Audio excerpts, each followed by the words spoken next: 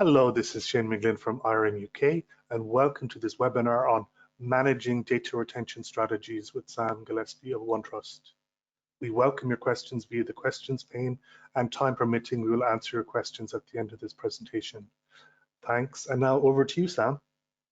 Yeah, thanks a lot, Shane. Appreciate the introduction and really appreciate you inviting us to do this presentation today.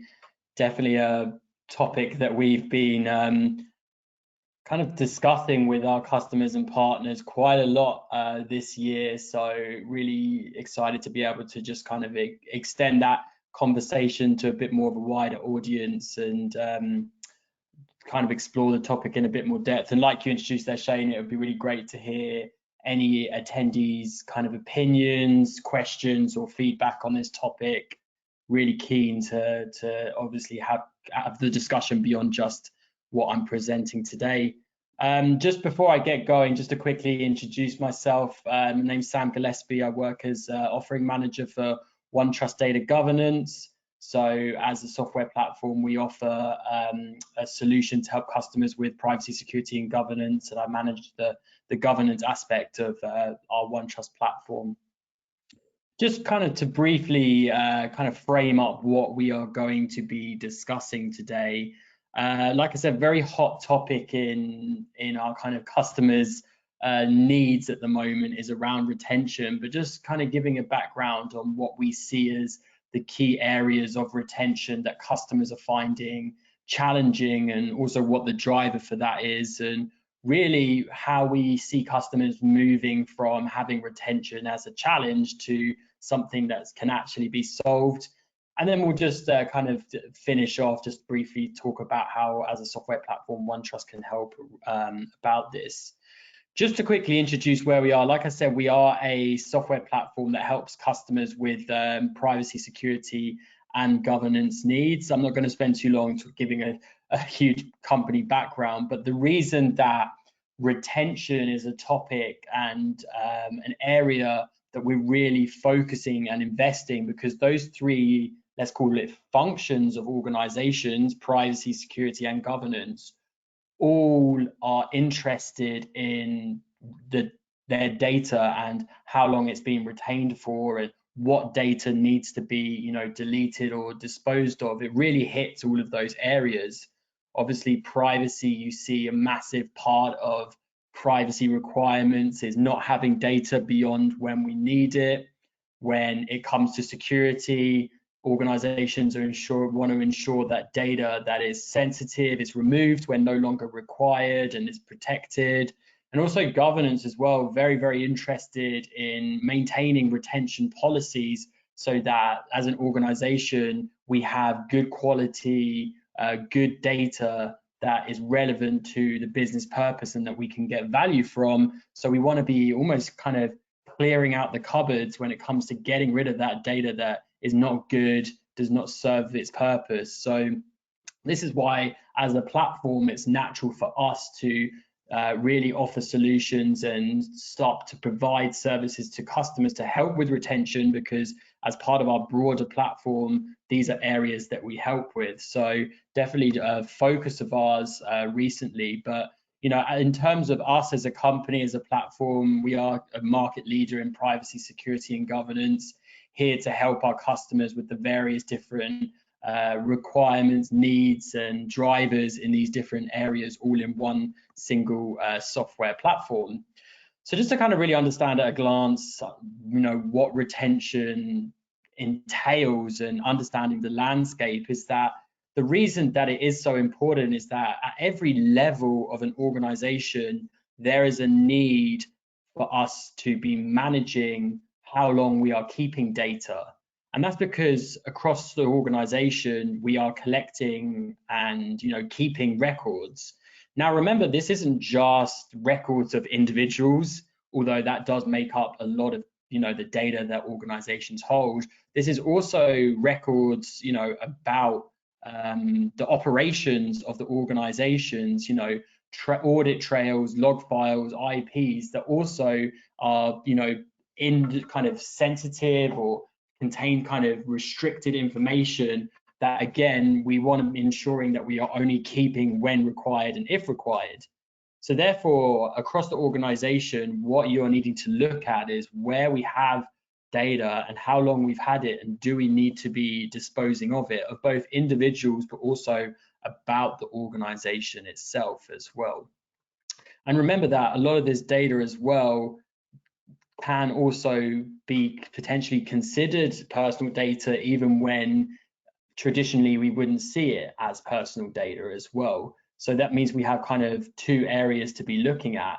If you look at regulations like the CCPA, that defined personal data differently to other regulations that we've seen there and expanded the scope. So it means that we have both the data of individuals and also the data about the organizations across the level, and various different definitions of whether that, what that types of data that is that we need to be considering. And of course, across the business as well, what you see is that different functions within an organization have different kind of records and different data that they are holding, that we are required to be reviewing in terms of whether it should be retained or not.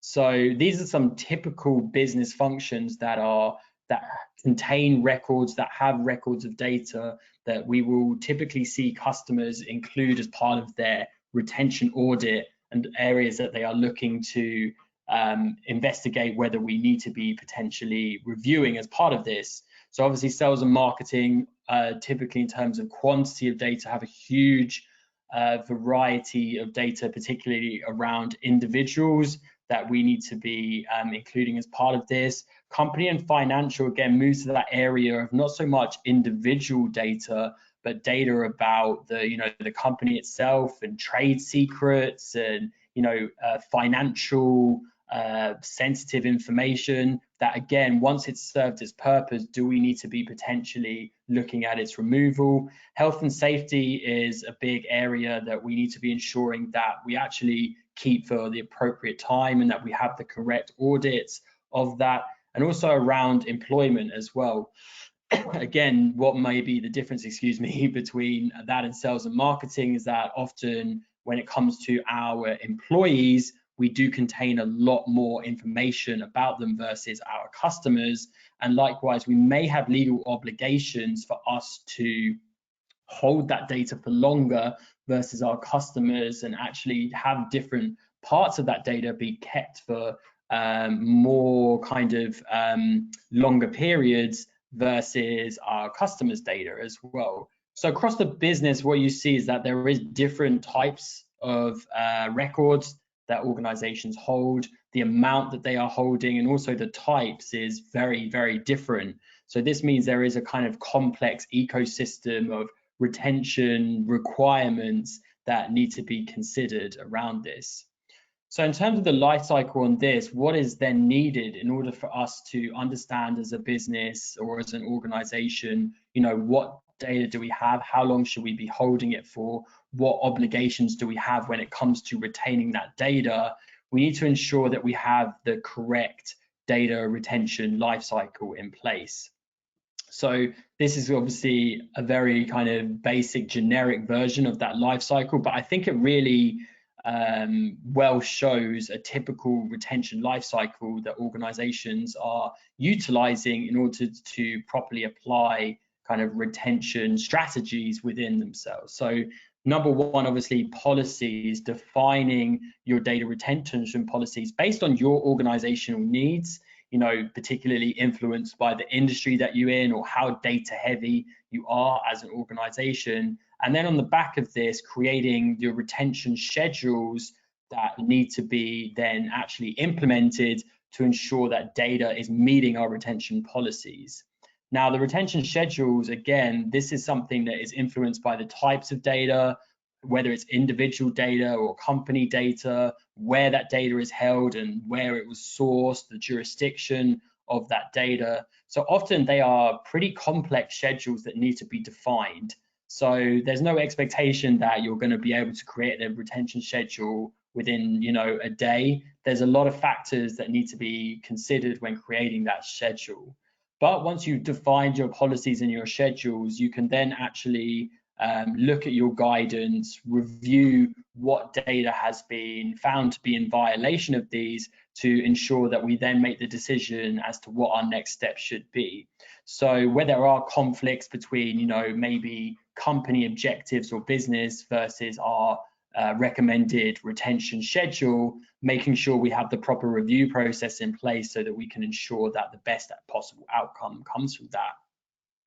And then finally, obviously, you're not going to have a good data retention lifecycle without checking that it is effective and that remediations are put into place on violations that have been found. You know, there's no point in just finding data that has violated our retention policies and then, you know, moving on.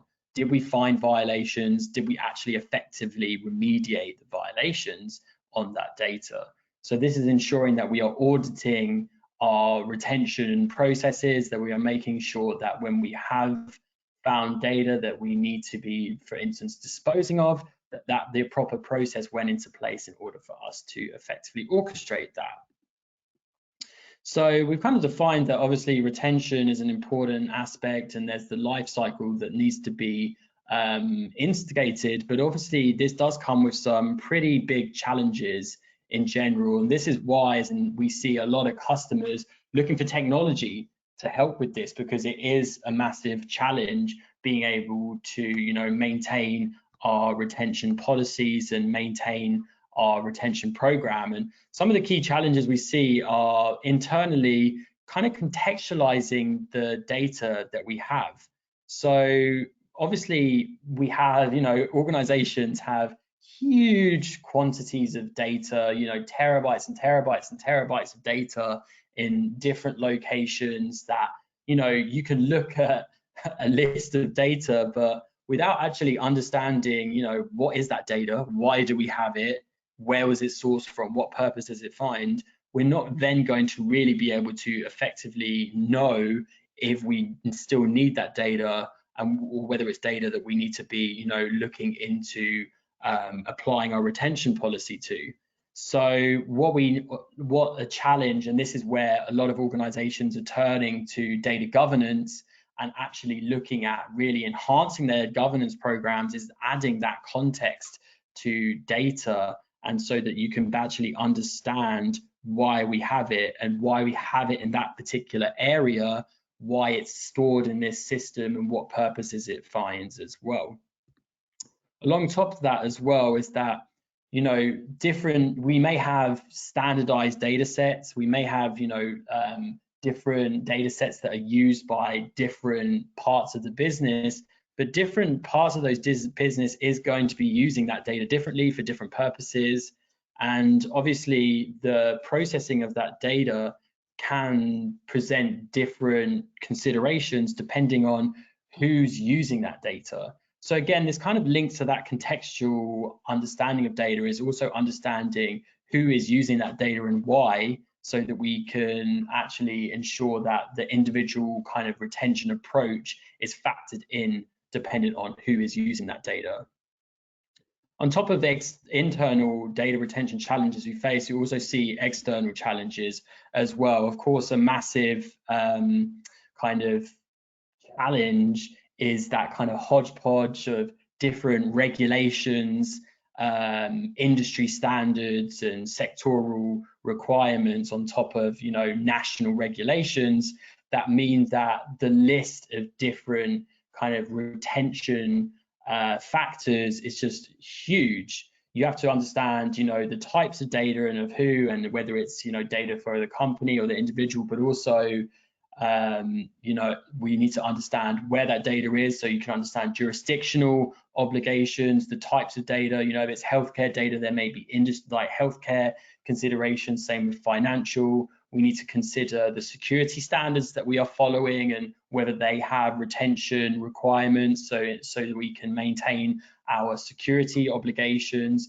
There's a huge different external factors that are going to define your retention policies and make it a challenge for you to actually apply your retention schedules. So in order for us to actually take this into an operational kind of factor, is for us to actually look at our day-to-day kind of life of retention and actually start looking at making this into more of a workflow of steps so that we can actually look at these different retention obligations and apply it more effectively. So typically, again, this is what we do. We see customers apply as an actual day in the life operational way of us being able to apply retention. So we do see more and more customers have specific program managers who are in charge of orchestrating their retention program. You know, this is a massive task, especially organizations that have years and years and years of data. So ensuring that we have the correct program office in charge, you know, orchestrating the different areas that need to be involved in defining the policies and identifying laws. You know, they do need to involve security, the privacy, you know, people like your DPO, your privacy program managers, legal professionals to define those policies. And then from there, actually then assign the tasks to the correct individual or group function in order for those policies to actually be applied and defined. Remember that data and records can be stored on a huge different variety of data sources: cloud, on-premise, structured, unstructured. Remember, there's also shadow IT as well. So there's not going to be, you know, one person or group function that is going to be able to effectively contextualize and apply retention to these different data sources. So we need to ensure that we are assigning out essentially the tasks to the correct IT or data owners who are able to then effectively apply the defined retention schedule to their specific area. And then, of course, reviewing and updating this. This is not a, you know, one-time task. Of course, you know, the large amount of legacy data, we may almost have a spring clean of that, but new data will always be sourced. New data will come into scope of the retention, you know, because of the age that we've had it, or maybe it's become stale data. So this will be a kind of continuous task on the back of that as well. And so the goal of this is really to ensure that we can automate and operationalize retention. And obviously this is a massive task. It's not going to be done overnight, but at the same time, in the long term, it's going to help, you know, exponentially so many areas and obligations that organizations have. And really, it's the three areas that are the key parts that we can look to automate that is going to help us in the long term. Number one, defining your policies and then actually you know, ensuring that they meet our obligations and actually meet our requirements, and then applying those policies to the data. And again, in order for us to do this, we need to understand our data and also ensure that that understanding is not only what data we have and where, but, you know, adding that contextual insight and that context to it in order for us to actually understand why we have that data and, you know, what types of data it is, tags and classifications to help us more easily then apply the retention policy. And then, of course, auditing this to ensure that we can identify gaps and seeing where there's areas where maybe data is slipping through the cracks and is not being kind of applied as part of the retention. So just to end, kind of give you an idea of how us as a solution can really help our customers with this massive retention challenge that we are seeing across the board organizations facing. And something we just released recently that was really asked from our customers for a long time is a kind of recommended retention schedule for our customers. So this is coming through a part of OneTrust called OneTrust DataGuidance that is in-house legal team and researchers of plus a 500 strong lawyer network that put together this retention schedule that gives you customers the different retention requirements that they need to be following. So it has things like maximum, minimum storage periods, what are their requirements, but it's also done in a way that is plain language and easy to understand. It factors in the business functions that are using that data, things like the jurisdictions, so that you can then produce a retention schedule that you can then follow. So rather than you try and figure out this mess of different retention obligations, using our product is going to easily put that together. So if you want to get a free sample of this, I'd recommend just going to OneTrust DataGuidance. You can download a sample of the retention schedule there to give you an idea of that types of valuable insights that you would get there. And of course, this can be tailored based on your industry, the functions, your jurisdiction as well, so that you can really be able to easily produce your retention schedule for your company or organization. We're also including different jurisdictional requirements as well. So we're adding new countries monthly and already including a huge amount of different jurisdictional advice when it comes to retention. Of course, focus on those that have based on where we see the most of our customers applying this, but we are looking for it to be worldwide jurisdictional support as well. On top of this as well, as part of our data governance functionality, we also have enhancements to our data catalog that our customers can use to specifically allow them to enforce their retention policies. So through our data catalog, this allows you to find, discover, and classify your data, be able to add context through building a business glossary, and just get that complete overview and repository of your data. Through our data retention enhancement to this catalog, customers can also then see what data is in violation of their data retention policies. This can be helped to be defined through our retention product, and then more easily actually put into place actions in order to remediate data that has been found in the catalog to be in violation of the retention period. We have connectors to a huge variety of different data sources, both structured and unstructured data on-prem and cloud, and we can do both metadata or full scanning of that data in order to automatically build up this catalog. And then of course, on the back of this, once you have found data that is violating your retention policies, actually then looking to do an audit and to put into place actions and tasks in order to remediate and audit that data to ensure that we are actually following our data retention policy. So to kind of end, is there something that we are seeing across the board as a challenge of all of our customers, and this is why we have invested a lot in our platform to help customers with retention. Beyond that as well, as a platform, we are updating ourselves almost every week with new features and functionalities, because we really invest heavily in our technology, but also the people behind the technology.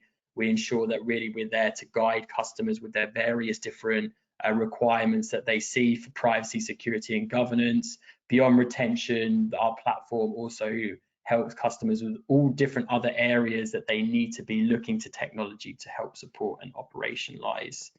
To show what we do beyond just data governance and privacy, you'll see that we also have our modules in our platform that help our customers with things like broader security GRC programs, third-party risk management, data governance beyond just a catalog, but how we can expand our use of data and get benefits from it. Of course, our privacy modules are there to help our customers with their privacy requirements, but we also recently expanded into ethics and compliance as well, helping customers with their ethics and compliance obligations, things like conflicts of interest disclosures, whistleblowing and case management, and also ethics awareness training as well. That's the end of my presentation. Appreciate any questions, comments, love to hear them. And of course, any more if you want any more info on the resources, that we've got plenty available on our website that you're free to access at your convenience. Great. Thank you very much, Sam. And we have a few questions, please. Sure, of course.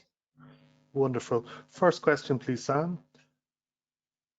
What are the business advantages of having retention schedule information organized by country, jurisdiction, and record type?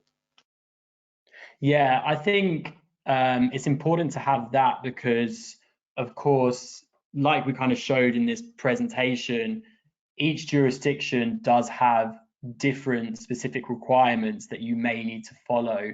Same with record type as well. So you can't kind of treat it as a one-size-fits-all approach across the board.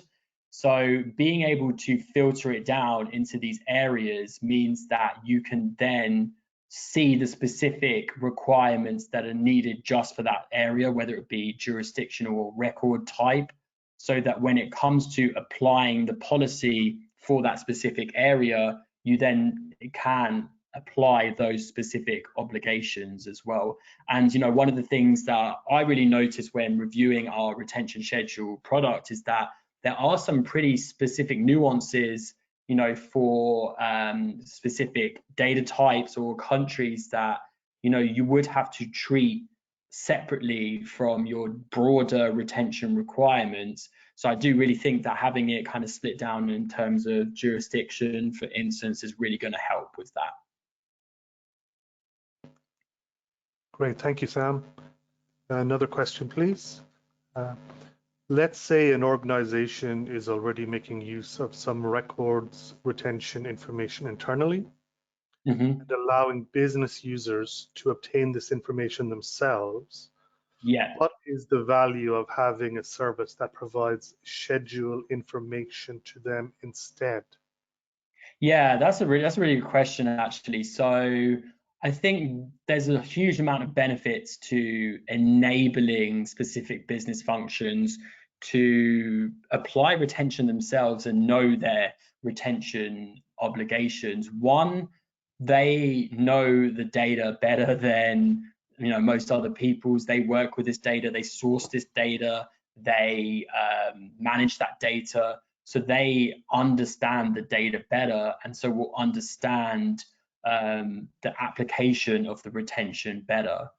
Two is that obviously when it comes to enforcing retention, there's huge different considerations around that, the different data sources, how we can actually apply the retention, how we get the correct access, any other considerations that need to be in there. So by actually allowing the business function that has that data to do this themselves, it's going to be a lot more efficient versus having a kind of central function do this.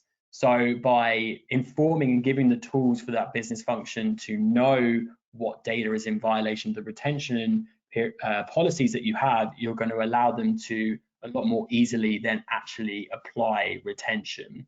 So this is something we typically see in a lot of our customers, Shane, is that they're looking to actually almost give the business users themselves the tools to do this, rather than have like a kind of essential function try and go it alone and struggle.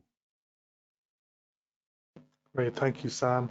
A product question here for you, please.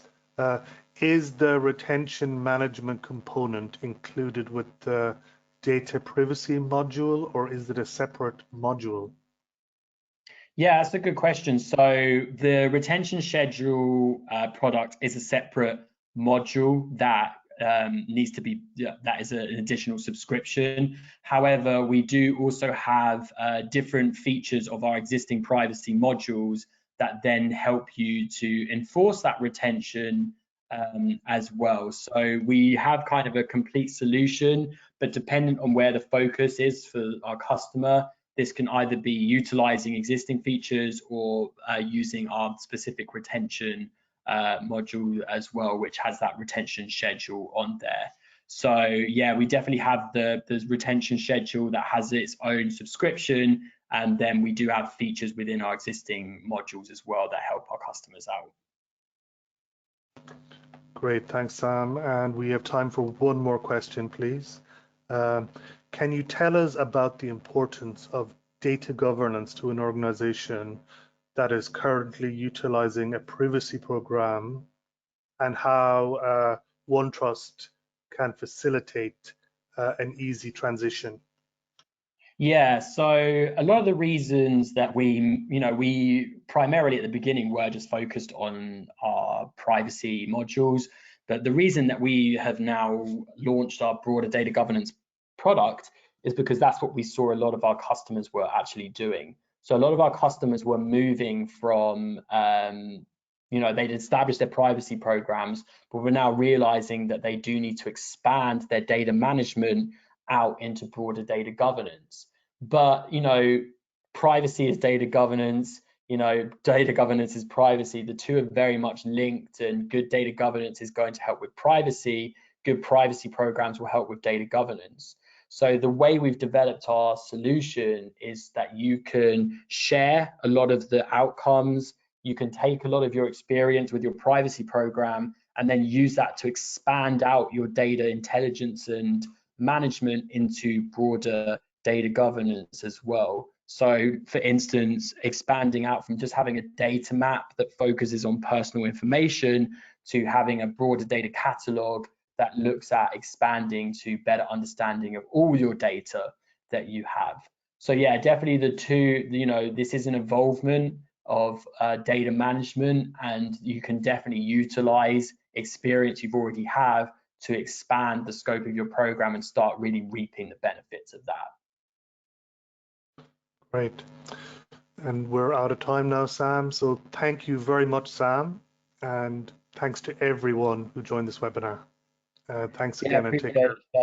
Thanks a lot. Really appreciate your time. Thank you everyone for joining. Thank you, Sam. Take care. Bye now, everyone. Bye. Bye.